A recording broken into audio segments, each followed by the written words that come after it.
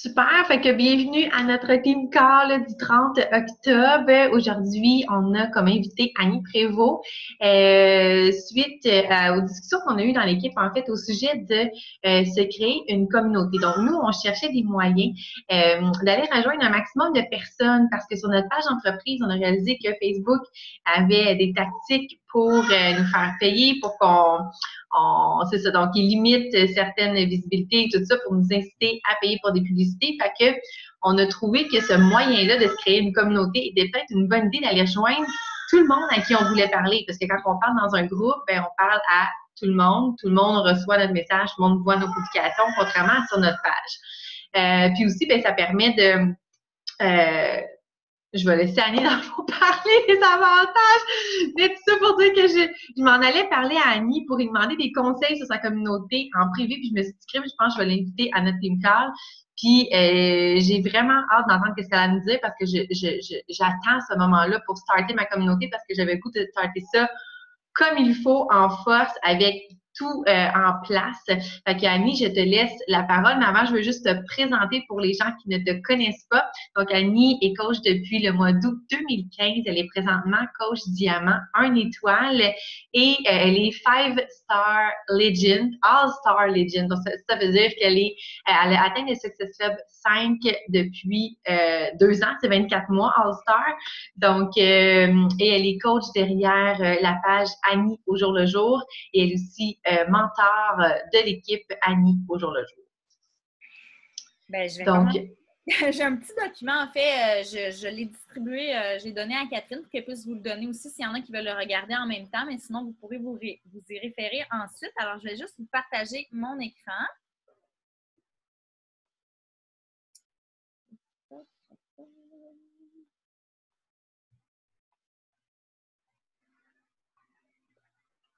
Voilà, donc ça me fait vraiment plaisir d'avoir été invitée dans votre équipe. C'est la toute première fois. Il y a plein de visages que je ne connais pas ici, mais c'est toujours un plaisir pour moi de faire des team calls un petit peu partout et de pouvoir partager de l'information parce que c'est ce qui fait notre richesse, je pense, comme entreprise aussi, c'est à quel point on travaille en équipe et puis qu'on est toujours ouverte à partager nos stratégies.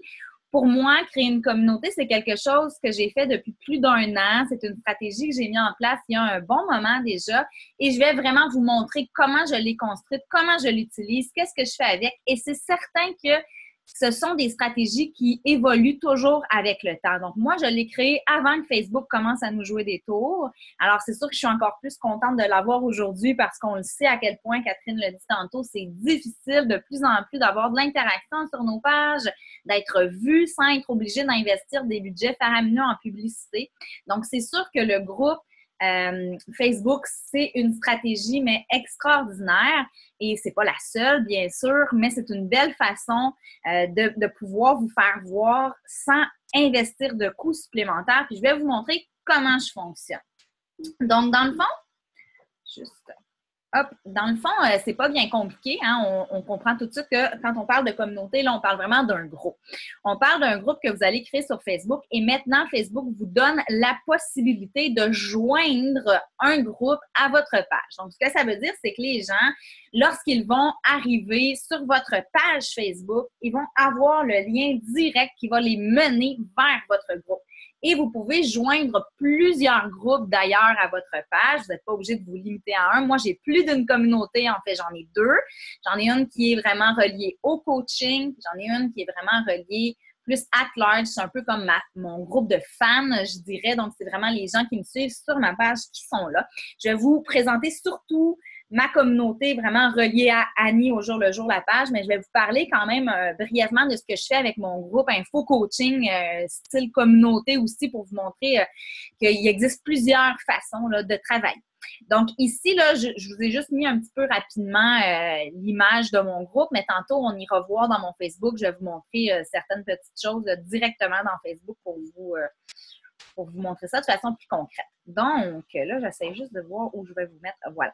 Donc, au menu, je vais vous expliquer d'abord c'est quoi une communauté rassembleuse, pourquoi on devrait tout en avoir une sans exception, comment on fait pour en créer une, puis après ça, je vais vous parler un petit peu, dépendamment s'il nous reste du temps, de comment on peut appliquer les principes de communauté à nos groupes de défis. Donc, je vais vous approcher par rapport aux fameux défis en continu. Vous en avez peut-être déjà entendu parler. Moi, c'est une approche que j'ai adoptée depuis 2 mois déjà, qui fonctionne très bien. Et tous les principes que je vais vous présenter reliés à la communauté s'adressent aussi à la façon de travailler en défi en continu, avec quelques petites, évidemment, différences. Puis je vous ai aussi laissé un lien vers une vidéo que j'ai faite d'une 20aine de minutes qui explique vraiment de A à Z comment je fonctionne avec mon groupe en continu. Donc, c'est pas le but du Team Call, mais je trouvais ça intéressant de vous amener vers ça parce que c'est toute la même approche. Hein? L'objectif, c'est vraiment de créer un lien d'appartenance, de créer une communauté, que les gens se rassemblent autour d'un même but, d'un même objectif, qui est de prendre soin de soi, prendre soin de sa santé. Donc, c'est une extension logique, je vous dirais, le groupe de défis en continu à votre communauté de fans sur votre page. Donc, c'est quoi une communauté? Donc, c'est vraiment un groupe que vous allez créer autour de votre entreprise, autour de vous-même, parce que vous êtes le produit de votre entreprise, de votre page professionnelle. Ce groupe-là, il vous sert à quoi? Il vous sert vraiment à créer des liens qui sont privilégiés. Parce qu'on s'entend, si vous êtes suivi par des milliers de personnes sur votre page Facebook, vous n'avez définitivement pas des liens privilégiés avec chacune des personnes qui vous suivent. C'est sûr qu'il y a des gens avec qui vous parlez en privé, des gens qui vont commenter davantage sur votre page et avec qui vous allez avoir des échanges, mais c'est beaucoup plus difficile de tisser des liens rapprochés sur une page. On publie peut-être 1 fois, 2 fois, 3 fois dans la journée et souvent, c'est des publications qui sont peut-être un petit peu plus génériques parce qu'on s'adresse, bon, dans mon cas à moi, à plus de 9000 personnes, mais ça ne sera jamais la même chose qu'un contexte plus chaleureux, plus fermé qu'on retrouve dans un groupe. C'est aussi une façon de créer des liens qui sont informels, donc qui nous sortent de notre cadre professionnel, de notre page d'entreprise. C'est un petit peu ce qu'on fait aussi quand on travaille avec notre page personnelle Facebook. Peut-être que certaines d'entre vous utilisez aussi votre page personnelle pour, bien sûr, vous ajouter des amis, mais aussi pour faire des publications, pour tisser des liens avec votre avatar, avec votre clientèle cible. Donc, c'est ça qu'on veut. On ne veut pas attirer tout le monde dans ce groupe-là. On veut vraiment travailler avec notre clientèle cible parce que votre groupe va servir à quoi? Il va servir à passer votre message. Il va servir à réaliser votre mission et éventuellement, donc, à vous amener à créer des liens avec les personnes avec qui vous voulez travailler, qui sont vos futures participantes et vos futurs coachs. Donc, on ne veut pas là, faire comme bar ouvert, n'importe qui là-dedans, puis se retrouver après ça à avoir de la difficulté à parler aux bonnes personnes et à envoyer le bon message. Donc, ça vous sert à réaliser votre mission qui est, selon moi, d'aider le plus de gens possible. C'est pour ça qu'on est coach. On le sait, on est toutes sur la même longueur d'onde, je pense, comme coach Beachbody. Ce qu'on veut, c'est aider les gens, c'est changer des vies. Donc, quand on vous parle d'aider, c'est, selon moi, le groupe, une des façons les plus fondamentales d'y arriver, de le faire. Donc, pourquoi créer un groupe? Catherine vous l'a déjà dit, du moins le point numéro 1, augmenter la visibilité. Donc, c'est un peu une façon de contourner ce que Facebook fait avec la visibilité de nos pages, qui nous oblige à sponsoriser, mais avec le groupe, quand on publie dans un groupe, toutes les personnes qui sont membres de ce groupe-là vont recevoir une notification qui indique qu'il y a une nouvelle publication dans le groupe, à moins que la personne ait vraiment arrêté les notifications. Alors que sur la page Facebook, la seule façon qui assure une personne de voir tout ce que vous publiez, c'est vraiment d'aller vous mettre comme vraiment de suivre et voir en premier. Si la personne ne fait pas ce geste-là, elle va voir à peu près une publication sur 5, 10 de ce que vous allez faire. Donc, c'est beaucoup plus difficile de rejoindre tout le monde. Alors que si elle est membre de votre groupe, tout ce que vous allez publier, elle va le voir, à moins d'aller vraiment dire « je ne veux pas » recevoir les notifications. Il y a des gens qui vont le faire, mais la plupart des gens ne savent pas comment faire. Donc, déjà, là, vous vous assurez d'une vraiment plus grande visibilité. Ça facilite aussi le recrutement parce que vous allez pouvoir travailler et utiliser les personnes qui sont à même votre groupe pour amener de nouvelles personnes et continuellement.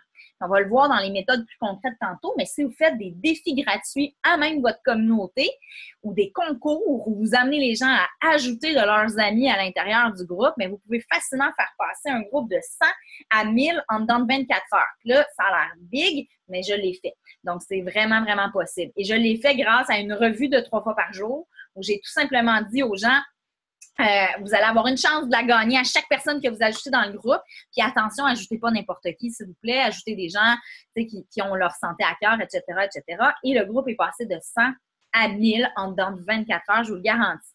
Donc, chaque personne a ajouté 8, 9, 10 personnes pour avoir plus de chances de gagner la revue. Puis on a un groupe qui a vraiment grossi.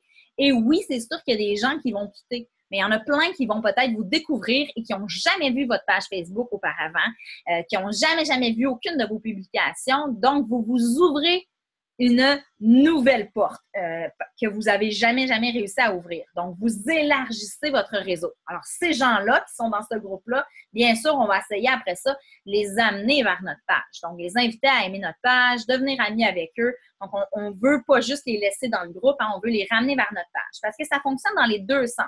La page amène les gens vers le groupe amène les gens vers la page parce que les gens vont être plus portés à ajouter des amis dans un groupe qu'à inviter des amis à aimer une page. Je ne sais pas si ça vous arrive, mais c'est rare, en tout cas, les gens qui vont inviter leurs amis à aimer une page. Ce n'est pas un réflexe que beaucoup de gens ont. Alors que le groupe, puis sûrement que ça vous arrive régulièrement, on se fait ajouter dans des groupes. Parce que de toute façon, au pire, la personne, elle fait quitter le groupe et c'est tout. Le problème est réglé.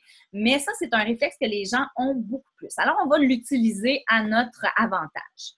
Ça permet de créer un sentiment d'appartenance. Ça demeure un groupe, ça demeure un espace fermé. Les gens qui sont là ont le sentiment d'avoir quelque chose de plus que les autres et ont le sentiment d'être un peu dans un groupe VIP.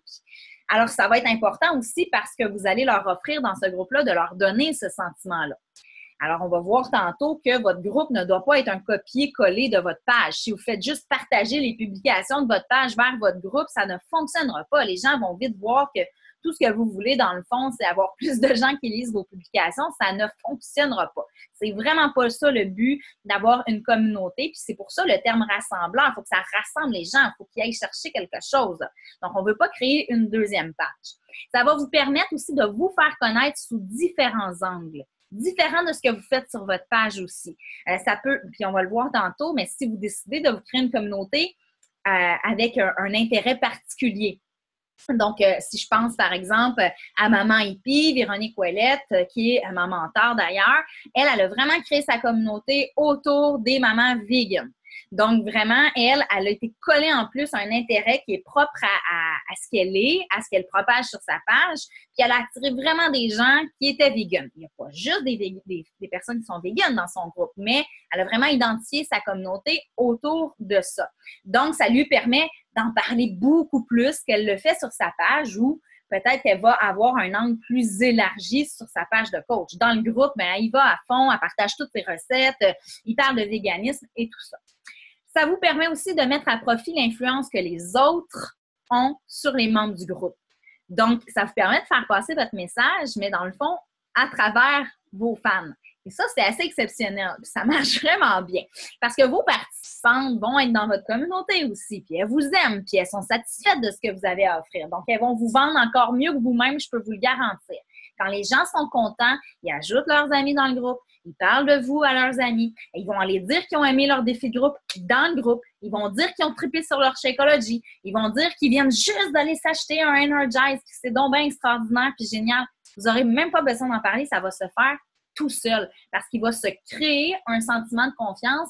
Les gens vont interagir entre eux, puis ils vont avoir tendance à faire confiance aux autres personnes du groupe et donc, ils vont se laisser influencer. Et ça, c'est un côté qui est vraiment intéressant quand on travaille en marketing de réseau, justement parce que c'est de la vente indirecte. Vous n'êtes pas en train de faire de la vente à pression, là. Ça se fait naturellement. Donc, c'est ce qu'on appelle aussi le marketing d'influence. Ça ajoute beaucoup de valeur aussi dans la vie des gens. Moi, ma communauté, je l'utilise pour animer la totalité de mes défis gratuits. C'est à cet endroit-là aussi que je vais donner des guides gratuits. Donc, ce que je fais, c'est que je vais le promouvoir sur ma page, mais qu'au lieu de l'envoyer individuellement à chaque personne, une fois sur deux, ça dépend l'objectif que j'ai. Mais si mon but, c'est vraiment de faire grandir ma communauté, je vais dire aux gens, exemple, aime, partage la publication, puis va dans ce groupe-là. Puis quand, exemple, la publication va avoir atteint 300 j'aime, je vais ajouter mon menu XYZ dans ma communauté. Donc là, je viens d'avoir plus de visibilité sur une publication sur ma page Facebook. Donc, j'ai augmenté ma visibilité, augmenté mes j'aime de ma page souvent. Et en plus, j'ai fait grandir ma communauté. Et en plus, j'ai donné l'impression d'ajouter de la valeur dans leur vie. C'est ce que je fais. Donc, j'ajoute un menu à cet endroit-là. Et toutes les personnes qui sont déjà dans la communauté aussi vont en bénéficier. Donc, là, j'ai un peu plus de 2000 personnes dans ma communauté. Donc, quand j'ajoute quelque chose, tout le monde en bénéficie. Ça peut être de faire des capsules exclusives aussi. Moi, j'aime bien faire, des fois, je fais de la popote, là, puis je vais partir un live, là. J'ai déjà fait un souper pendant 45 minutes en live dans ma communauté. Jamais je ferais ça sur ma page, là. On comprend que 45 minutes de live sur une page professionnelle, c'est peut-être pas l'idée du siècle. Donc, ça, c'est une stratégie intéressante que vous pouvez appliquer aussi, faire des concours, etc. Oui, vous pouvez partager des publications de votre page, mais allez-y avec parcimonie. Donc, le but, c'est vraiment pas d'envoyer tout ce que vous faites sur votre page professionnelle. Quand vous avez vraiment, par exemple, une publication hyper inspirée, vous avez envie là, que ce message-là soit entendu par le plus de gens possible, tu sais, de temps en temps, ça vaut la peine. Là, vous allez tout simplement partager puis ramener les gens vers votre page professionnelle. Donc, comment on fait maintenant pour créer un groupe à notre image? Parce que tout ce qu'on applique au niveau du branding avec notre page professionnelle, vous devez l'appliquer à votre groupe. Il ne faut pas que ça soit une espèce j'allais dire un foutoir, là. Mais il ne faut pas que ça ait l'air d'un fouillis, tout croche, n'importe comment, broche à foin. Il faut vraiment que votre image qui se dégage de votre page professionnelle, il y a une continuité logique avec votre communauté. Regardez, si on prend un exemple, là, je dis ça parce que je viens de commencer à travailler chez David City, mais bon, il y a un groupe de fans de David City. Il y a genre des milliers de personnes là-dedans. Mais même si ce n'est pas géré par David City, on voit l'image de David City. Donc, il y a une continuité logique. Et c'est ça que vous voulez dégager. C'est super important. Il faut que les gens vous reconnaissent. Donc, vous allez devoir réfléchir à faire vraiment une page de couverture, comme vous l'avez fait sur votre page. Ne faites pas la même, par exemple, mais allez-y avec le même style de couleur, le même style de photo. Donnez un nom à votre communauté. Appelez pas votre groupe exactement de la même façon que votre page. Les gens vont être tout mélangés. Donc, moi, par exemple, j'ai appelé ça « Au jour le jour, la communauté ». Donc, j'ai enlevé le « Annie » pour que les gens puissent s'approprier la communauté. Au même titre que mon équipe, c'est vraiment l'équipe au jour le jour, c'est pas l'équipe Annie au jour le jour. Donc, Annie au jour le jour, c'est la blogueuse derrière, mais au jour le jour, c'est la compagnie. Donc, le groupe, c'est au jour le jour, la communauté. Donc, trouvez un nom vraiment qui vous allume et qui a une continuité avec votre page. Ça pourrait être les allumeuses d'étincelles, les étoiles dans le firmament, peu importe, d'accord? Allez-y, soyez créatifs, mais donnez un nom à votre communauté pour que les gens s'identifient aussi à ce groupe-là. Après ça, les thématiques, je vous en ai parlé tantôt. J'ai donné l'exemple de Maman Hippie, mais ça pourrait être n'importe quoi, là. Tu sais, mettons que vous êtes une fille accro au plein air, puis vous en parlez déjà beaucoup sur votre page professionnelle, mais pourquoi ne pas donner cette tangente-là à votre communauté? Ça ne vous empêchera pas de parler d'autres choses que du plein air, mais vous allez attirer vraiment votre avatar vers cette communauté-là, puis ça va peut-être vous permettre aussi de vous faire trouver par des gens qui, naturellement, ne vont peut-être pas vers des pages de coach, mais cherchent de l'information sur le plein air. Donc, indirectement, vous allez avoir des nouvelles personnes potentiellement intéressées par ce que vous avez à offrir, mais qui ne seraient peut-être pas allées naturellement vers votre page professionnelle. Établir un plan de match. Bon, quand on veut créer quelque chose, quand vous avez fait votre page professionnelle, quand vous faites un défi de groupe, peu importe, vous faites un plan. Donc, c'est sûr que la première question que vous allez devoir vous poser, c'est à qui vous voulez vous adresser. J'ai l'impression que je répète ça à chaque fois que je fais un team call, mais on revient encore à l'avatar. On ne peut pas dire « je vais créer une communauté rassembleuse » si vous ne savez même pas qui vous voulez avoir dans votre communauté. Vous voulez parler à qui? Parce que le « à qui », là, c'est vraiment ce qui va faire en sorte que vous allez la rendre rassembleuse parce que vous allez rassembler des gens qui se ressemblent, qui ont des intérêts communs, qui ont quelque chose à avoir ensemble, d'accord? Donc ça va aider à la cohésion dans votre groupe. Donc, à qui vous voulez vous adresser? Et en sachant à qui vous voulez vous adresser, ça va être plus facile pour vous de savoir qu'est-ce que vous voulez faire avec votre communauté puis qu'est-ce que vous allez leur raconter à ces gens-là. Parce que je vous le rappelle, la communauté, c'est pas une extension de votre page. C'est pas là, genre, je fais exactement la même chose que sur ma page, mais je le fais dans le groupe. Il faut aller un petit peu plus loin. Il faut donner de l'extra. Il faut que les gens qui nous suivent sur notre page, s'ils sont en plus dans notre communauté, ils ont l'impression que le fait de s'être engagés dans notre communauté leur donne un plus. Puis l'étape après la communauté, c'est quoi? Le groupe de défi. Donc, vous voyez les steps? On a la page qui est un petit peu plus en retrait, un peu plus générale. On a la communauté où les gens vont apprendre à vous connaître de façon un petit peu plus personnelle, qui vont voir ce que vous offrez un petit peu comme énergie en tant que coach. Si c'est là que vous animez vos défis gratuits aussi, ils vont voir un peu ce que vous avez à offrir. Puis la logique dans la continuité de service, après ça, c'est de les amener vers votre groupe de défis où là, vous allez leur offrir encore plus de temps. Donc, il faut que ces 3 choses-là, vous offrez toujours un petit peu plus. Donc, on fait un step de plus. Alors ça, il faut le réfléchir d'avance parce que si vous donnez exactement la même chose sur votre page, dans votre communauté, puis à vos clientes, ça ne marche pas. Vos clientes vont dire, ben ouais, mais c'est quoi l'avantage pour moi d'être dans ton groupe de défis si tu donnes tous les mêmes outils, puis tu donnes toute la même chose aux gens qui sont dans ta communauté gratuite. Ça ne fonctionne pas. Il faut que vous pensiez à offrir un plus. Donc ça, c'est important de le réfléchir. C'est pour ça que ça vous prend un plan de match. Puis pensez-y avant d'aller partir votre communauté puis mettre tous vos fichiers à l'intérieur que vous donnez à vos clientes. Vous devez vraiment établir une limite. Pensez-y, c'est 3 niveaux de service différents. Puis c'est logique aussi, hein, parce que ça vient avec des coûts. Donc, quand les gens s'investissent dans un défi gratuit, ils investissent des sous. Donc, c'est normal qu'ils puissent s'attendre à avoir un petit peu plus de votre part, pas seulement avec la plateforme, pas seulement avec le Shakeology, mais aussi en termes de service de coach. Donc, ensuite, vous allez vous demander donc ce que vous voulez faire avec, c'est quoi votre but? Est-ce que vous avez envie de faire vos défis gratuits dedans ou pas? Est-ce que vous aimez mieux faire des plus petits groupes de défis gratuits? Est-ce que vous voulez vous en servir pour aussi parler du coaching ou est-ce que vous aimez mieux distinguer les choses? Donc, posez-vous ces questions-là avant de vous lancer. Et puis, maintenant, et ça, c'est super important, puis Catherine, ça va t'intéresser, comment vous allez la lancer, votre communauté? Parce qu'on ne veut pas que ça passe sous le silence. On ne veut pas juste faire comme, j'ai créé un groupe, puis c'est comme ça. Voilà. Il faut que vous créez un événement autour du lancement de votre communauté. Puis moi, le conseil que je voudrais vous donner par rapport à ça, c'est pas de partir de zéro. Regardez vos défis gratuits, puis ça peut être de prendre votre dernier défi gratuit, ou sinon d'aller en chercher un qui avait bien fonctionné. Moi, c'est comme ça que je l'ai lancé. J'ai eu un groupe qui a bien marché, où je parlais des salades, où j'ai eu plus de 1000 personnes, puis j'ai dit, là, c'est le bon timing, je pars une communauté. Je suis partie de ça. Donc, après ça, j'ai tout simplement juste changé la couverture, puis là, je l'ai transformée en communauté. J'ai fait un live aux gens pour leur expliquer qu'on avait tellement trippé ensemble que finalement, j'avais décidé de maintenir ce groupe-là sur le long terme. Pourquoi partir d'un groupe existant? Ben, c'est que vous ne partez pas de zéro, hein? Fait que vous avez déjà des gens à qui vous allez pouvoir expliquer que vous voulez partir d'une communauté, que vous allez pouvoir encourager à ajouter des gens. Donc, ça va donner une espèce d'air d'aller à votre communauté qui va être motivante pour vous aussi parce que vous allez avoir des gens à qui parler. Parce que si vous lancez là, en grande pompe votre communauté puis qu'il y a 10 personnes dedans, ben c'est peut-être un peu plus plate. Tandis que si vous partez d'un groupe existant, que vous faites d'abord la démarche avec ces gens-là, eux vont aussi ajouter des gens et vous l'annoncez sur votre page, vous parlez de la communauté, puis lancez-le par exemple en ajoutant un outil quelconque.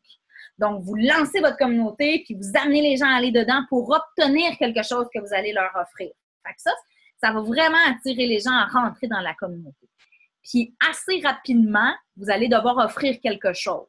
Donc, prévoyez soit de faire un défi gratuit ou prévoyez soit d'avoir mis un outil ou d'avoir prévu un plan d'animation où vous allez faire des capsules, où vous allez leur donner quelque chose. Parce que si les gens arrivent en masse, si vous avez 100, 200, 300 personnes qui arrivent dans le groupe et que vous n'animez pas, ben il y a peu de chances qu'ils restent dedans. Ils vont dire, ben c'est quoi ça? On est venu dans le groupe, mais il ne se passe absolument rien. Les gens doivent pouvoir tout de suite comprendre la valeur que ce groupe-là va apporter à leur vie quand ils arrivent dedans. Ils doivent se sentir accueillis. Donc, c'est de prendre le temps d'aller les remercier. Vous le voyez, les gens là, les gens qui vont demander à adhérer à votre groupe. Donc, vous pouvez prendre le temps tout simplement d'aller les ajouter comme amis ou d'aller leur écrire en privé puis de les remercier d'être venus dans votre communauté. Ayez un message épinglé aussi qui souhaite la bienvenue aux gens. Assurez-vous d'avoir une définition. Donc, vous pouvez, là, vous êtes habitué à faire des groupes, mais vous pouvez écrire une petite description du groupe qu'on voit dans la marge à droite. Donc, écrivez un petit mot de bienvenue pour que les gens comprennent qu'est-ce qu'ils viennent faire dans ce groupe-là, qu'est-ce qui se passe ici. Surtout s'ils se sont fait ajouter par quelqu'un dans le groupe, il faut que rapidement ils puissent dire « OK, c'est à ça qui sert ce groupe-là, est-ce que je reste ou je reste pas? » Donc, il faut que vous ayez pris le temps de bien écrire les choses. On va aller regarder tout ça là, tantôt dans mon groupe à moi. Là, j'ai indiqué, permettez-vous d'évoluer avec le temps. C'est pas quelque chose de permanent. Vous pouvez changer d'idée, vous pouvez faire évoluer votre communauté, vous pouvez commencer sans aucune thématique, puis éventuellement l'amener vers une thématique, faire l'inverse. Vous pouvez vraiment vous laisser la chance de faire évoluer votre communauté avec votre propre évolution, mais avec celle des gens qui la composent aussi. Soyez à l'écoute de ce qu'ils vont vous partager comme information, ce qu'ils vont vous demander, les questions qui vont se poser là. Est-ce que vous voyez que les gens semblent intéressés par X ou X choses? Regardez les publications que vous faites qui fonctionnent le mieux. Si vous voyez que les gens raffolent des recettes, bon, ça c'est un classique, mais alors ça veut dire qu'il faut que vous leur en donniez plus. Soyez à l'écoute des gens qui sont dans votre groupe. L'avantage que vous avez là, c'est de pouvoir justement les consulter plus facilement que sur une page, parce que les gens commentent beaucoup plus dans un groupe qu'ils vont commenter sur une page. Comme je vous ai dit, il y a une espèce d'impression qu'on est dans un espace privé. Donc, les gens vont être beaucoup plus volubiles souvent que sur une page professionnelle où ils vont se dire « Aïe, il y a quand même 10 000 personnes qui vont me lire » versus un groupe où il y a peut-être 100, 200, 300, 400 ou même 1000 personnes, mais c'est quand même beaucoup moins gros. Donc, les gens vont être plus portés là, à interagir. Généralement, ça fonctionne assez bien. Avant de passer à l'animation, est-ce qu'il y avait des questions? Là, j'aime bien faire des petites pauses entre-temps. Est-ce qu'il y en a qui voulaient poser des questions? Je n'ai pas regardé s'il y en avait dans le chat.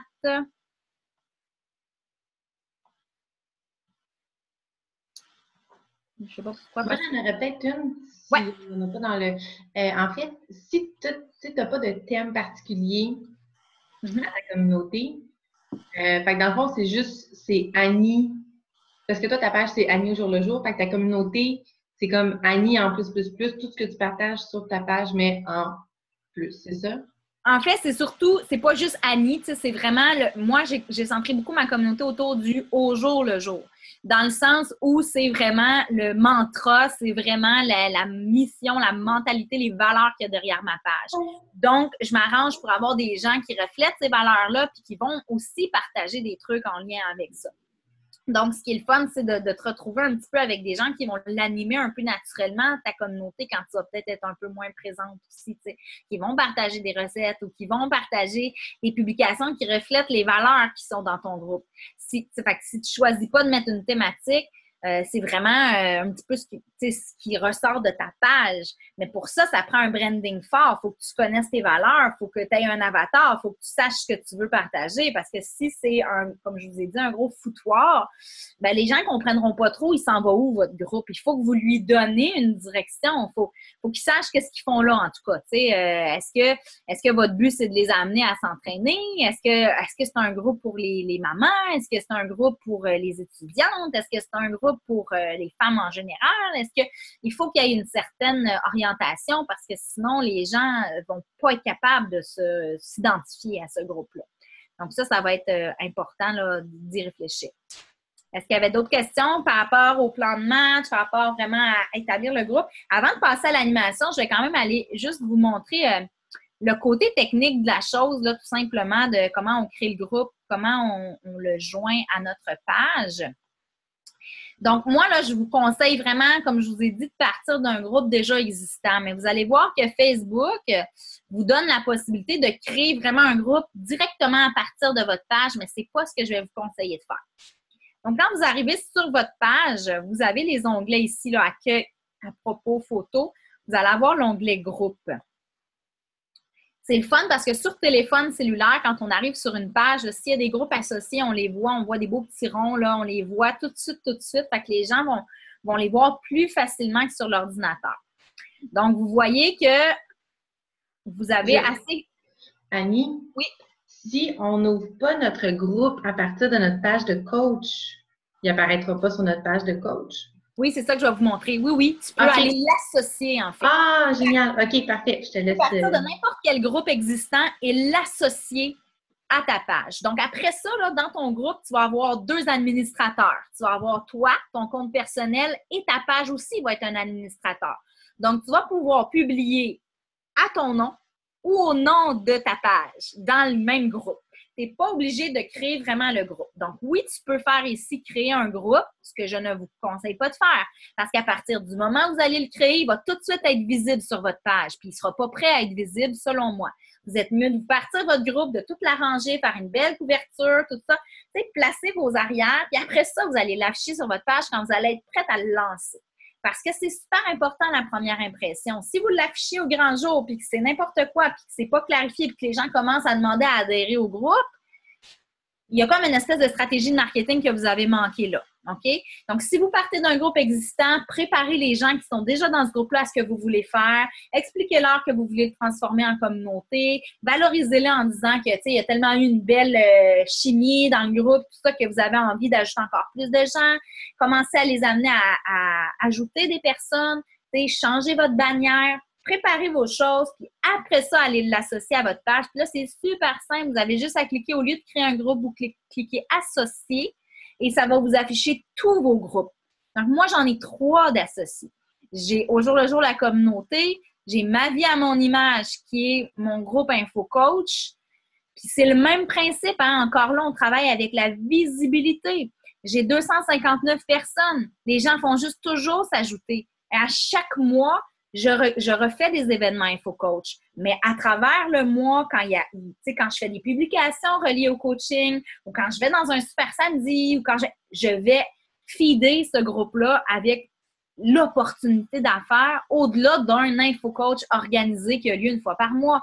Et ces gens-là restent mois après mois après mois. Des fois, il y a des gens que ça va leur prendre 3 InfoCoach pour pouvoir se décider.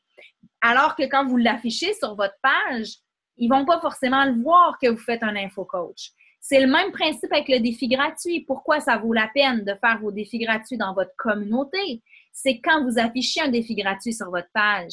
Il y a plein de gens qui aiment faire vos défis gratuits qui ne verront jamais la publication parce qu'on ne voit pas toutes les publications d'une page qu'on aime.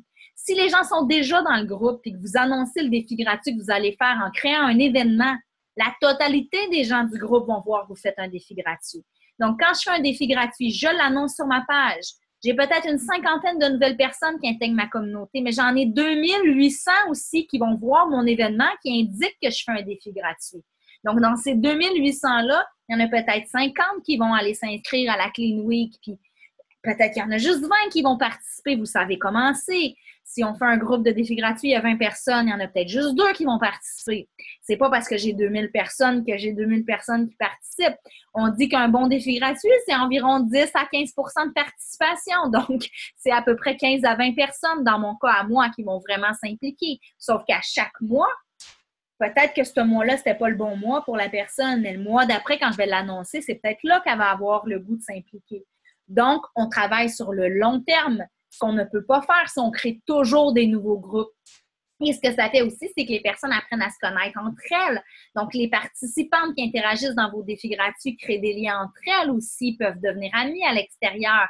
Vous êtes en train de faire un incubatoire à participantes, mais aussi un incubatoire à coach parce que vous êtes dans un défi gratuit, puis naturellement, comme ça revient à tous les mois, puis que les gens vont s'impliquer à peut-être, vous allez en avoir, là, qui vont faire chacun de vos défis gratuits, bien, ils vont émerger peut-être des compétences de coach, puis vous allez peut-être les approcher directement pour venir faire un info-coach avant même d'être rendu à les amener à devenir participantes, dépendamment de chacune des personnes.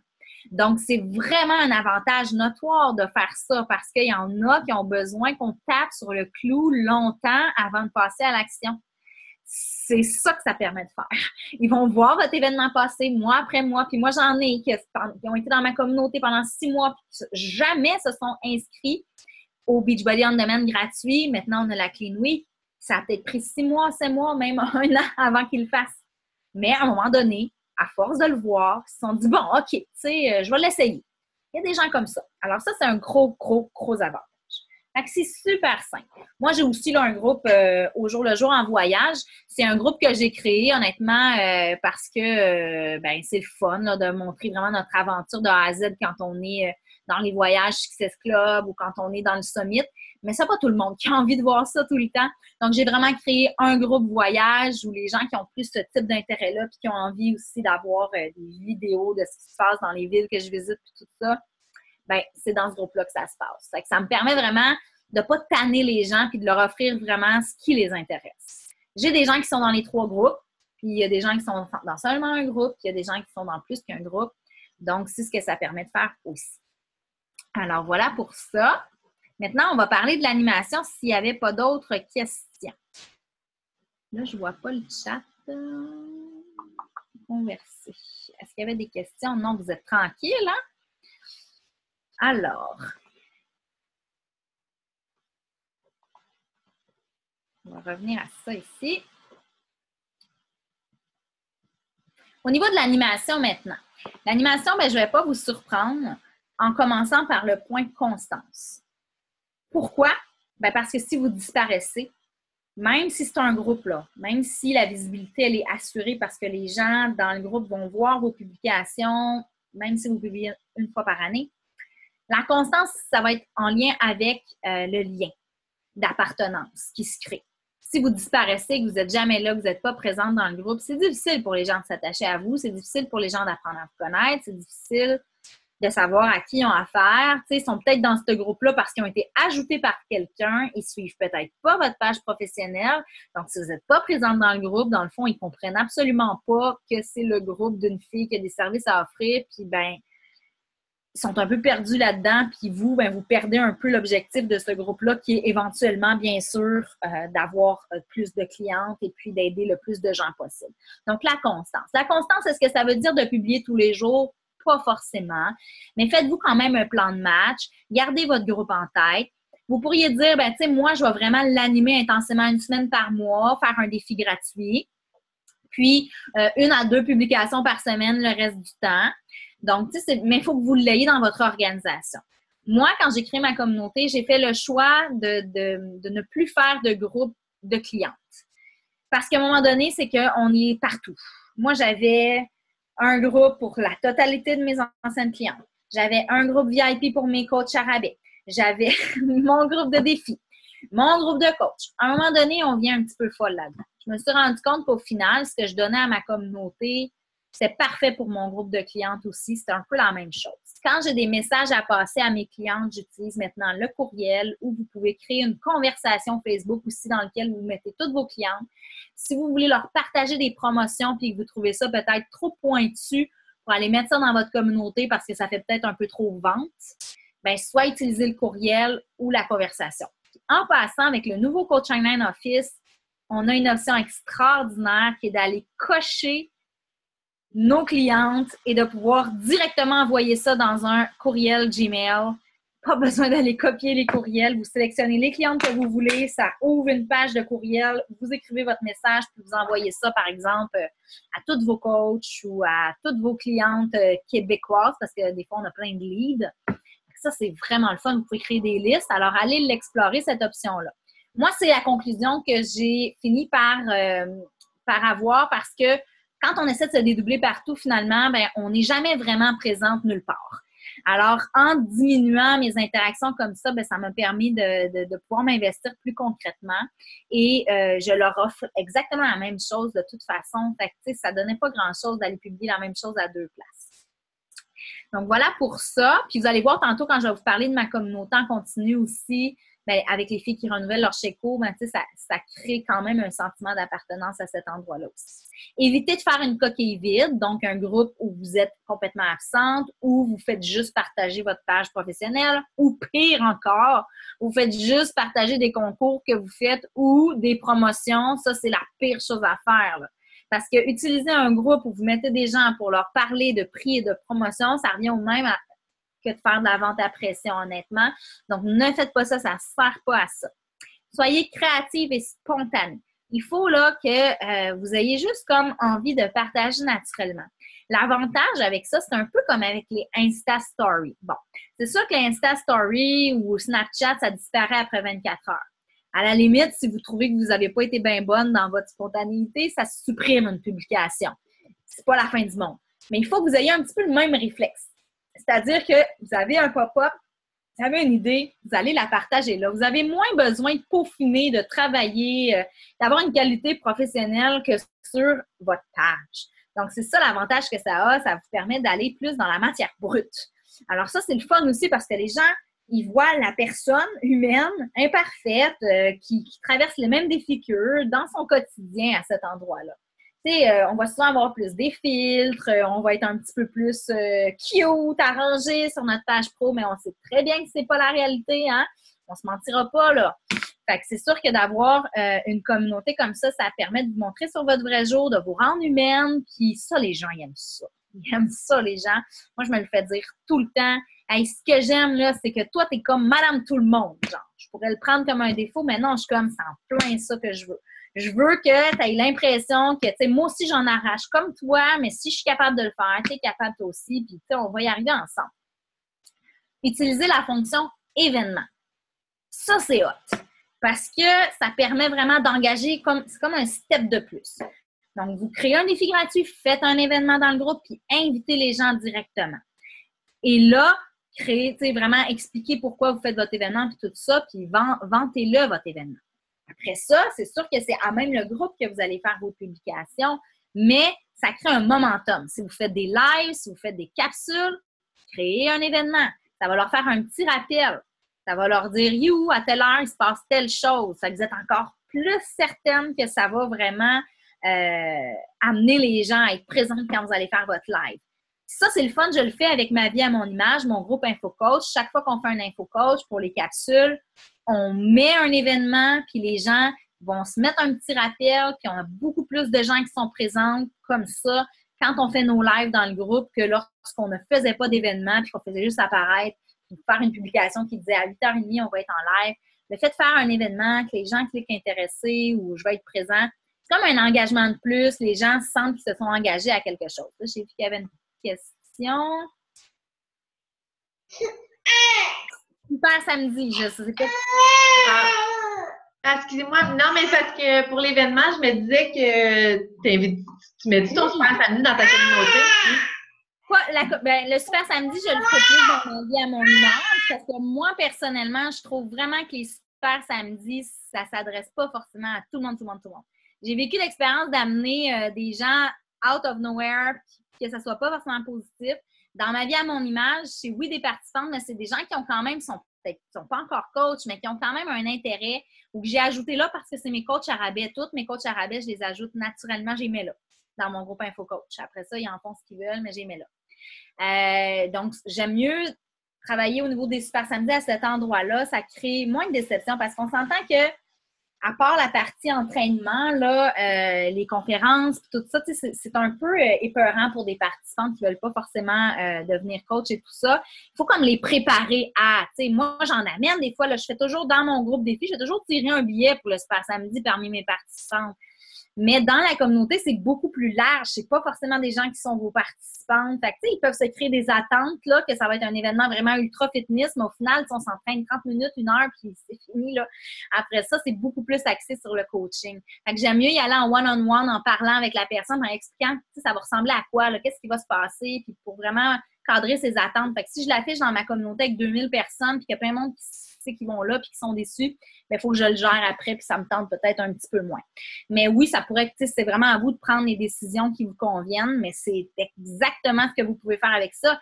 Puis encore plus cool, vous pouvez faire des événements en live aussi. Vous pouvez organiser une montée de montagne, vous pouvez, tu sais, faire passer ça à un autre niveau. Et ça, c'est vraiment le fun de faire ça. Tu sais, c'est sûr que c'est pas tout le monde qui habite proche puis ils pourront pas tout être là, mais de créer, tu sais, ça peut être de partir un club de marche, pourquoi pas? Vous êtes maman en congé de maternité, puis ça vous tente de voir du monde, sortir le coaching du côté virtuel aussi, puis de rencontrer les gens, là.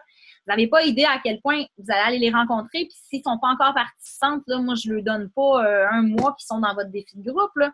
Le fait de vous rencontrer, ça fait tellement une différence, là. Ça rajoute une dimension humaine encore plus grande, puis si les gens qui vous aiment déjà pour ce que vous dégagez sur Internet, là, les chances sont minces qu'ils n'aiment pas ce que vous allez dégager en vrai, à moins que vous ne soyez pas authentique, mais ça, c'est une autre histoire. Faites grandir continuellement votre communauté, donc vous devez avoir un plan de marche pour toujours ajouter des gens, soit faire des concours en disant aux gens d'ajouter, soit de mettre des outils, comme je vous disais, en partant de votre page pro pour amener toujours des nouvelles personnes. Vous pouvez aussi créer des événements comme vos défis gratuits sur votre page professionnelle, sponsoriser l'événement, puis que dans cet événement-là, les gens doivent aller s'ajouter dans le groupe de votre communauté pour faire le défi gratuit. Donc, vous pouvez sponsoriser indirectement votre groupe pour ajouter toujours des nouvelles personnes. Susciter la participation et l'implication. Donc, si on veut que ça soit rassembleur, ça ne doit pas être unidirectionnel. Pour que ça ne soit pas unidirectionnel, vous devez amener les gens à échanger, donner des recettes. Bon, c'est sûr que créez-vous pas des attentes monstres parce que vous allez être déçus. Puis vous le savez, si vous êtes des coachs d'expérience, vous avez animé plusieurs défis de groupe, vous le savez là, que c'est une minorité qui donne. Les gens sont beaucoup là pour recevoir. Alors, il faut s'attendre à peu près, comme je disais, à un 10% là, qui vont vraiment s'impliquer et tout ça, puis peut-être un 5% qui vont spontanément partager d'eux-mêmes. C'est ceux qui vont vraiment comme avoir envie de partager d'eux-mêmes. Et quand ça arrive, quand vous avez des événements comme ça, valorisez-le à fond. Donnez-vous la peine d'aller commenter en dessous de l'application de la personne. Valorisez ce qu'elle a fait, de partager une recette, par exemple, pour que tout le monde voit à quel point c'est quelque chose que vous considérez comme extraordinaire. Puis vous allez voir que progressivement, les gens aiment ça avoir de l'attention. Les gens vont partager de plus en plus aussi. Puis rendez vos défis gratuits aussi interactifs, que les gens aient envie d'échanger, de partager. Faites des défis rigolos. Sortez de votre propre zone de confort aussi, au lieu de faire toujours le même défi gratuit mois après mois. Puis c'est ça que ça va vous amener à faire, parce que comme vous l'animez dans la même communauté, là, vous ne pourrez plus utiliser une belle petite formule préconçue que vous faites à chaque mois avec votre défi gratuit, là. Ça va vous obliger à faire d'autres choses, à aborder d'autres thèmes. C'est quoi que les gens ont besoin en ce moment? Là, on rentre dans le mois de novembre. De quoi on va parler? T'sais, on ne va pas parler de salade au mois de novembre. On va parler de nourriture réconfortante, santé. On va parler d'énergie parce que les gens sont déprimés bien raides. On va parler, on va se concentrer sur ce qu'ils sont en train de vivre. Si on fait toujours la même formule de défi gratuit à un moment donné, ben c'est sûr que ça s'essouffle et que les gens ne participent pas parce que ce n'est pas dans leur intérêt actuel. Les gens, en ce moment, ils n'ont pas envie de parler de salade, là. Donc, soyez vraiment connectés à leurs besoins. Puis le fait de les suivre, ces gens-là, en continu dans une communauté, ben vous allez lire ce qu'ils vont écrire, vous allez voir les questions, vous allez savoir qu'est-ce qu'il faut que vous mettiez aussi sur votre page professionnelle pour attirer cette clientèle-là. Pourquoi ne pas faire des sondages? Utilisez votre communauté pour faire des sondages, pour savoir qu'est-ce qu'ils ont envie de voir sur votre page professionnelle. C'est plus la place pour faire des sondages dans un groupe que directement sur votre page. Donc, ça, c'est comme un petit peu votre, comme je vous disais, un peu votre communauté VIP. C'est vos plus grands fans qui sont là. Soyez présente, ça, on en a déjà parlé, puis donnez. Donner, puis on ne le dira jamais assez, mais donner. Puis donner, ça ne veut pas dire là, passer votre vie entière à faire des outils là, gratuits. Cassez-vous pas la tête non plus. Là. Ça peut être tellement simple. Les gens sont paresseux. Là. Vous n'avez pas idée à quel point ils sont paresseux. Là. Vous, là, vous avez juste à trouver 5 recettes sur Internet. Mettez vos sources, s'il vous plaît. Mettez ça dans un document Word, puis donnez-leur ça, puis ils vont capoter leur vie. Là. Parce que c'est trop dur pour eux autres d'aller chercher 5 recettes sur Google. Quand ils vont se chercher une recette de compote de pommes, ils vont vous écrire un message pour vous demander une recette de compote de pommes. On s'entend-tu que c'est pas compliqué, mais les gens sont paresseux. Fait que nous, là, on n'a pas besoin de passer 20 heures à faire le plus beau guide de la planète. Là. Les gens vont être contents d'avoir leurs 5 recettes. Ils ne vont pas vous choisir comme coach parce que vous avez la plus belle mise en page. Souvent, on se met plus de pression à nous-mêmes qu'est-ce que les gens veulent vraiment. Oui, il faut avoir une image professionnelle, faites attention à votre français, ayez quand même une belle qualité d'image, mettez vos sources, ne copiez pas. Je le répète, je suis fatigante avec ça, je le dis toujours à mes coachs, mais c'est hallucinant le nombre de coachs Beachbody qui prennent des photos de recettes sur Internet, qui prennent des recettes de blogueurs, qui ne mettent jamais leurs sources. Moi, ça me tue. Fait que là, je vous le dis, j'en profite. Tu sais, quand je suis dans d'autres équipes, je le dis, je passe le message. Il y a des gens qui travaillent fort derrière ces blogs de recettes-là, qui méritent qu'on reconnaisse leurs droits, au même titre qu'on ne voudrait pas se faire voler nos publications de motivation. Alors, quand vous prenez une photo de recette, même si c'est dans Google Images, allez chercher ça appartient à quel blogueur, puis mettez la source de son site. Ça vous prend 4 secondes, puis comme ça, tout le monde s'entraide comme ça, puis on se comprend avec notre travail. Puis on sait que c'est dur, hein, faire ce genre de job-là, fait qu'on encourage les gens. Alors, donnez, mais cassez-vous pas trop la tête. Soyez vous-même. C'est le meilleur cadeau que vous pouvez offrir aux gens, c'est d'être vous-même. Parlez quand ça va bien, mais aussi parler quand ça va moins bien, pour montrer aux gens que ça fait partie de la réalité. Puis si vous donnez, naturellement comme ça, sans attendre en retour, mais le retour, il va venir tout seul. Il va venir tout seul. Vous allez le voir, les gens vont vous envoyer des messages, ils vont témoigner de ce qu'elles peuvent ressentir ou vivre, comment vous avez changé leur vie. Ça va se faire naturellement. Mais si vous donnez toujours en demandant de partager ou en demandant toujours quelque chose en échange, bien là, c'est moins naturel. Puis les gens, ben ils vont peut-être être moins... à un moment donné, ils vont être juste comme tannés de toujours devoir vous donner en retour. Est-ce qu'il y avait des questions par rapport à l'animation? Si vous voulez savoir concrètement, avant que je passe au prochain thème. Est-ce qu'il y en a qui oui, moi, j'avais une question. Oui. Oui, j'avais une question. J'ai mal compris tantôt comment tu disais toutefois que tu publiais, tu sais, versus sur ta page que sur ta communauté. Oui. Ma page professionnelle, c'est 1 à 3 fois par jour, non négociable. Ça, c'est certain. Ça, c'est step 1. La communauté, c'est intensément pendant 3 à 5 jours pour un défi gratuit par mois.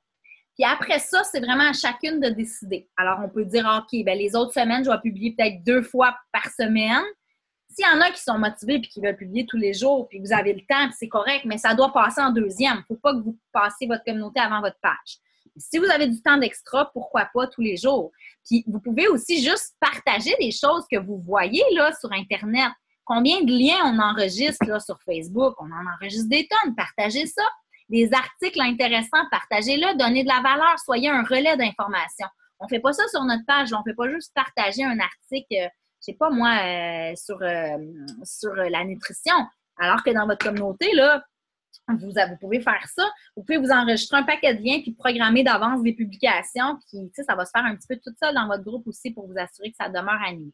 Alors, c'est sûr qu'il y a une fréquence d'animation qui est moins grande que sur ma page, là, définitivement.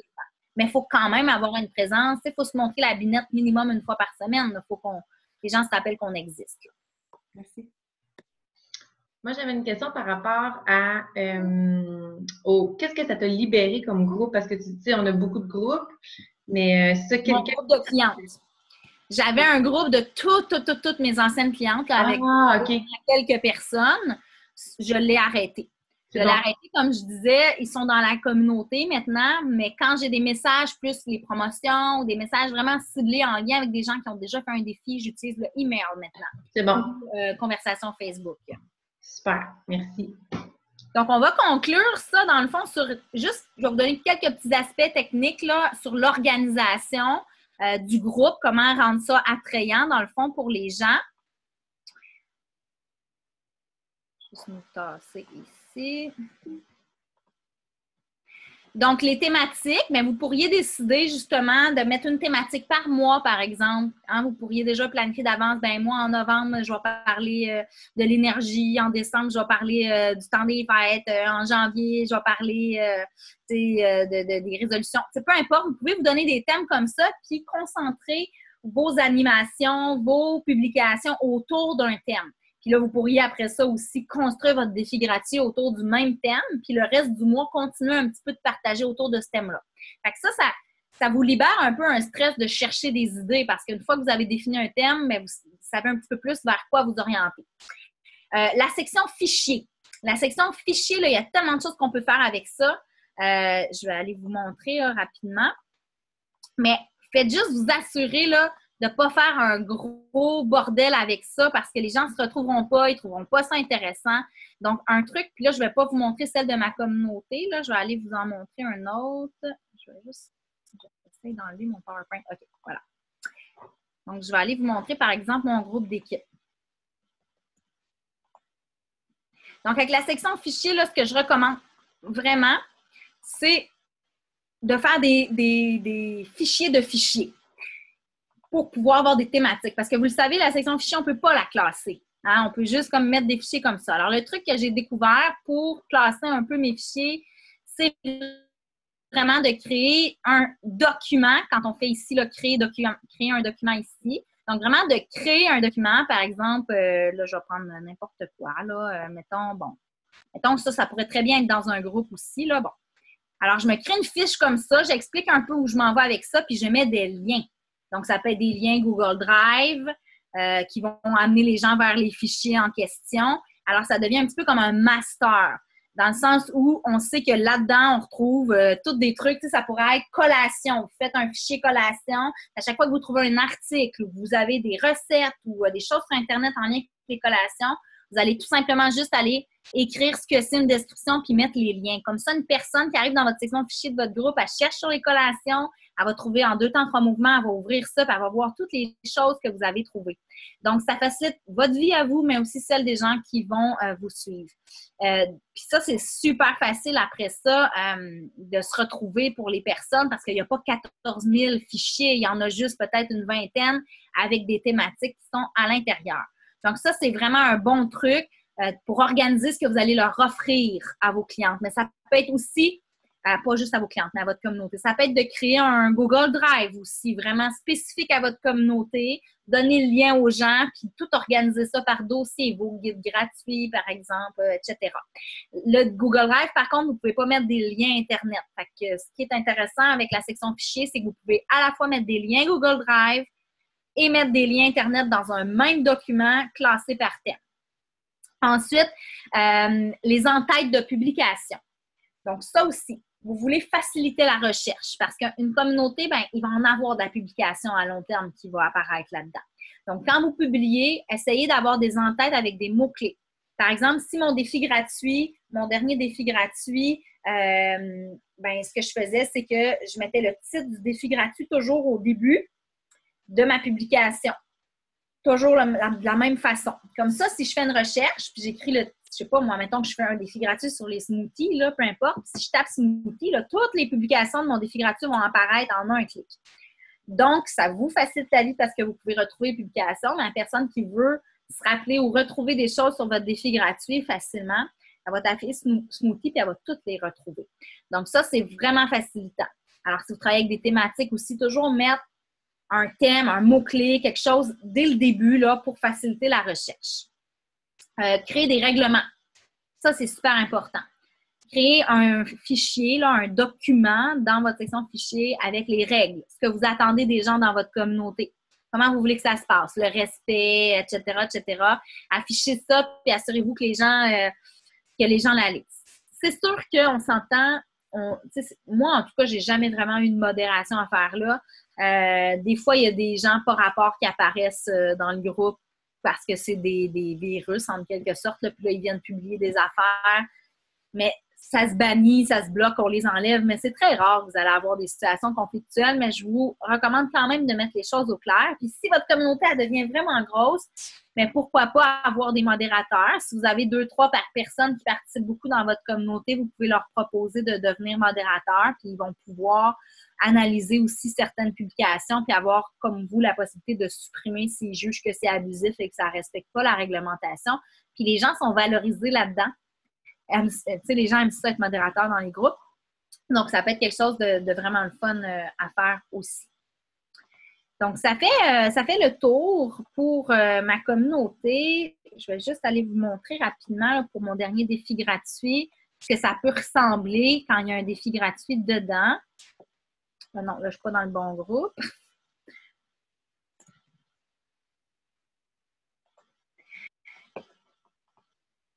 Donc, on le voit, dans le fond, quand il y a un défi gratuit,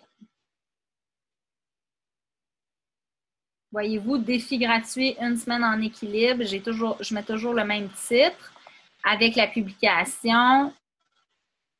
Là, on voit qu'il est là, le défi gratuit. On voit plusieurs publications, défi gratuit, etc. Donc, ça ressemble un petit peu à ça. Est-ce qu'il y en a qui ont des questions? Ton défi gratuit, il se passe vraiment sur le mur. Oui. OK, sur le mur, mais je l'annonce dans un événement. C'est bon. Parce que ce que ça fait, là, c'est que les gens qui s'inscrivent à l'événement, c'est eux que je vais contacter en privé pour envoyer les informations, pour avoir accès à la Clean Week, puis blablabla. Fait que j'ai peut-être, je sais pas moi, 50 personnes qui se sont inscrites. Mais je fais quand même mes publications dans le groupe parce que j'ai quand même 2000 personnes qui vont les voir. Elles se sont peut-être pas donné la peine d'aller s'inscrire à la Clean Week, mais elles vont voir les publications. Puis à chaque jour, je rappelais, si vous n'avez pas encore fait votre inscription pour la Clean Week, vous pouvez m'écrire. Fait qu'à chaque jour, j'en avais 2-3 que j'attrapais au vol. qui n'avaient pas vu l'événement ou qui avaient laissé traîner les choses. Puis, whoop, j'en attrapais 2 nouvelles. Whoop, j'en attrapais 2 nouvelles. Donc, on y allait en continu comme ça. Puis, ce qui est le fun, c'est que même si je ne suis pas dans un défi gratuit en ce moment, bien, quand j'ai une personne intéressée, mais qui n'a pas de sous, depuis qu'on a la Clean Week, bien, je lui fais faire la même procédure. Je la fais s'inscrire à la Clean Week, je l'ajoute dans ce groupe-là, puis je lui dis, tu sais, tu vas voir, il y a plein d'informations, il y a plein de... Elle peut aller fouiner un petit peu, voir ça ressemble à quoi des publications. Tu sais, elle a quand même quelque chose tout de suite pour la nourrir. Elle n'est pas obligée d'attendre le mois d'après que je fasse mon prochain défi gratuit pour avoir un peu de contenu là, pour voir à quoi ça peut ressembler ce que j'ai à offrir comme publication. Donc, tu sais, ça reste là. Puis si vous avez quelqu'un qui a une problématique X puis que vous avez fait un défi gratuit il y a 6 mois, qui a plein d'informations pour l'aider là-dedans, vous la mettez dans la communauté puis vous allez la taguer en dessous.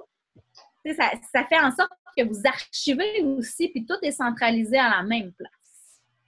C'est une bonne idée. Moi, j'ai des groupes de défis gratuits que c'était pas des défis gratuits, mais j'avais fait un groupe de 3D Refresh, un groupe voyons, le 3D Quick Fix. Puis à chaque fois que j'ai des nouvelles participantes qui font, je les ajoute dans ces groupes-là parce que c'est ça. Tout avait été. Il y a des idées de recettes, il y a plein d'affaires. Tu sais, il y a aussi comment les filles se sentent. Fait qu'elles ont comme une référence sur comment ça se passe, même si c'est plus en cours. Là. Fait que c'est bon, c'est le fun. Ça a ça d'intéressant. Là, on n'a pas le temps d'aborder la question du défi en continu, mais je vous ai mis le lien vers ma vidéo à la fin du document que vous pourrez cliquer pour aller regarder. Mais comme je vous ai dit, tout ce que je vous ai raconté, toutes les choses à tenir, à prendre en considération, d'être présente, la constance, tout ça, c'est sûr que ça fait partie du concept de communauté. Mais ce qui est intéressant, surtout avec le groupe en continu, c'est les liens qui vont se tisser sur le long terme entre les participantes parce qu'elles ne recommencent pas à zéro à chaque fois. Donc, pour les détails techniques et comment on procède dans la vidéo, vous avez vraiment là toute l'information. De toute façon, si vous avez des questions, vous voulez en savoir un petit peu plus, n'hésitez pas. C'est sûr que comme dans tout, il y a des avantages et des inconvénients. Il n'y a pas d'approche parfaite. Il y a seulement l'approche avec laquelle vous êtes à l'aise. Mais la meilleure façon de savoir quelle est l'approche avec laquelle vous êtes à l'aise, c'est de l'essayer. Si vous ne l'essayez pas, vous ne le saurez pas. Peut-être que vous n'aimerez pas ça, la communauté. Peut-être que vous allez adorer ça, mais essayez-le, ça vaut la peine. Puis baissez pas les bras si ça ne lève pas le premier mois. Laissez-vous du temps. Laissez-vous du temps puis essayez des choses différentes pour attirer les gens. Puis c'est la meilleure façon de la construire graduellement. Moi, je me pose une question aussi. Si tu as des anciennes participantes, là, puis il y en a plein qui sont abonnés à Beachbody On Demand pendant 1 an. Oui. Est-ce que, parce que tu sais, je veux dire, il y a des filles qui peuvent, moi, il y a des défis gratuits que j'ai faits, puis il y a des filles qui se sont startées un groupe, qui se sont dit, nous, on veut pas aller dans son groupe payant, puis on veut continuer cette expérience-là. Fait qu'on va juste ouvrir un autre groupe si toi, tu fermes le tien, puis on va continuer à se motiver entre nous parce qu'on a maintenant Beachbody On Demand. Est-ce que tu penses que ça peut jouer un peu contre nous, dans le sens que ils vont se motiver entre elles à travers ce groupe-là? Non. Moi, je ne l'ai pas vécu, en tout cas. Moi, ce que il y a personne qui s'entraîne et qui met des photos post-workout là-dessus? Dans la communauté. Dans la communauté. Parce que, dans le fond, moi, mon défi en continu, j'accepte les renouvellements aux 2 mois aussi. Puis, il y a d'autres options aussi. Ça peut être une refresh, tu sais. Oui, ça, oui. C'est ça. Ils sont juste en mode, là. Non, j'ai pas de gens comme... Puis de toute façon, je pense que quand on est une coach vraiment impliquée, investie, présente, si c'est ça qu'ils ont besoin, là, de l'encadrement, là, ils vont pas retrouver ça dans la communauté parce que c'est pas tout le monde qui va mettre sa photo de workout. Tu sais, eux autres, ils vont être comme... Je sors de nulle part, puis je mets ma photo d'entraînement. Tu sais, on s'entend qu'il n'y a pas juste de nos participantes dans ce groupe-là non plus. Mais quand tu startes ton défi gratuit, là, c'est ça au début, là, les filles on va leur demander de mettre une photo à tous les jours, puis là, on va les starter comme ça, puis après ça va devenir la communauté, sauf que ces filles-là, non. Moi, j'ai pas vécu ça, personnellement. C'est sûr que ça peut arriver, là, mais je pense que si ça arrive, c'est parce que c'est des gens qui n'avaient pas forcément besoin d'être dans ton groupe de clientes. De toute façon, tu ne serais pas allé les chercher, tu n'aurais pas fait de défi gratuit, ils ne seraient probablement pas plus venus parce qu'ils n'étaient pas prêts à investir pour ça. Ouais, non.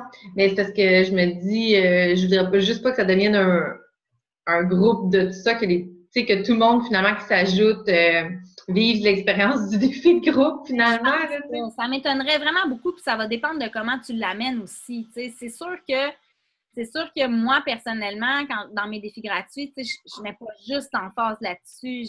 En utilisant des thématiques, ça aide beaucoup parce qu'on va aborder des sujets qui ont complètement pas rapport aussi, là. Fait que, ça fait qu'on c'est plus informatif aussi, de façon générale. Fait que l'expérience, elle est différente. On veut que les gens découvrent les entraînements de Beachbody, mais on leur fait pas forcément vivre un défi de groupe. C'est vraiment, l'approche est différente. Puis je pense, comme je dis, moi, je suis pas inquiète parce que je pense que si on clarifie bien ce qu'on a à offrir, la personne qui a besoin de l'encadrement, du soutien, puis qu'on l'explique bien, elle va pas se nourrir d'une communauté comme ça. Elle va avoir besoin de plus. Fait que, je pense pas qu'on se tire dans le pied avec ça, là, vraiment pas. En tout cas, moi, je l'ai pas vécu. Je peux pas le garantir, là, que personne pourrait pas vivre ça, mais moi, j'ai pas vécu ça, puis ça fait plus d'1 an que j'ai ma communauté, puis j'ai pas senti que ça me faisait perdre des clientes. Là. Fait que là, il est rendu 9h40. S'il n'y a pas d'autres questions, je pense qu'on va avoir fait le tour pas mal. J'ai pas vu le temps passer. Merci beaucoup, Annie. Merci. Je suis excitée. Puis les filles, j'espère que ça vous a donné autant d'idées que moi. J'ai pris des notes à l'infini. Puis je suis vraiment excitée de starter ça.